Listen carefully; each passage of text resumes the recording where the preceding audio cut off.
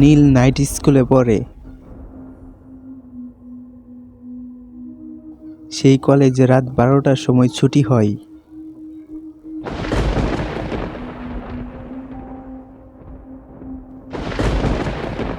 তারপরে শেষ রাতের লোকাল ট্রেনে উঠে পড়ে।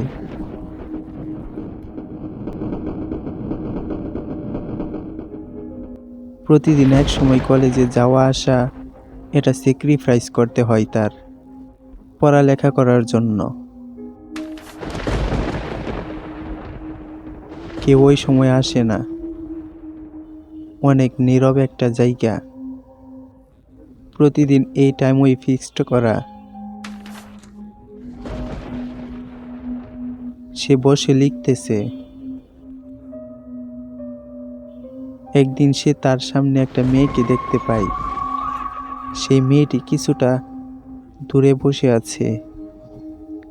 তার চুলগুলো অনেক লম্বা আর তার চেহারাটা উপরে ছায়া পড়ে আছে। নীল মেয়েটাকে ঠিকঠাক করে দেখতে পারে না, কিন্তু মেয়েটা নীলকে দেখতে থাকে। নীল প্রথমে ওই দিকে কোনো খেয়াল করে না, কিন্তু সে নীলকে দেখেই যাচ্ছে। নীল ওই দিকে খেয়াল করতো না, এটা মনে মনে ভাবতে থাকে। সে না চাইতেও তার নজর ওই দিকে চলে যায়। নীল ওইখানে আর খেয়াল করে না, বই পড়া শুরু করে।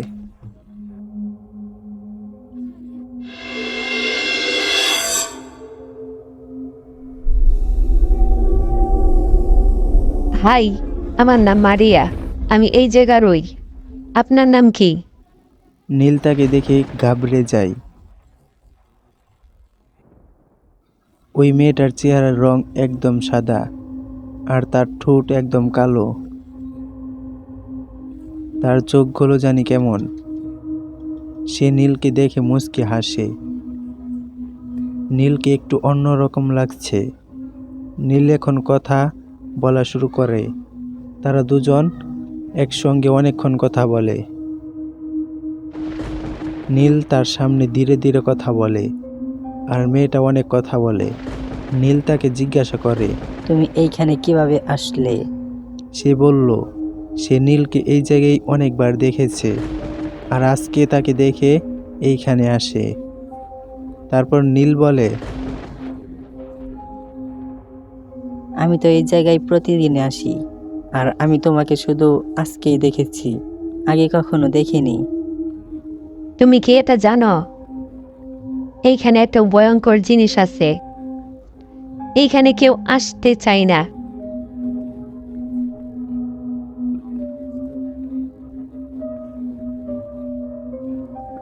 এটা সকল লোক জানে।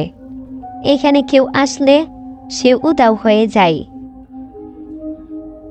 এই জন্যই এইখানে কেউ আসে না। এই জায়গাটা সবাই অ্যাভয়েড করে। আর আমি তোমার কাছে এটা বলার জন্য আসছিলাম। তুমি কি এটা জানো না?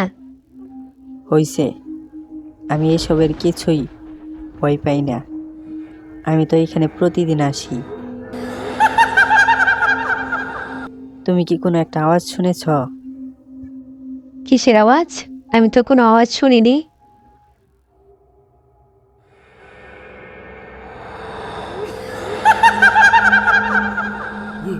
এই আওয়াজ অনেক ভয়ঙ্কর একটা আওয়াজ। আমি তো শুনতে পাইনি। এই আওয়াজ এই আওয়াজ এই আওয়াজটা মনে হয় নিচে থেকে আসছে। আমার কানে তো কোনো আওয়াজ আসে নাই।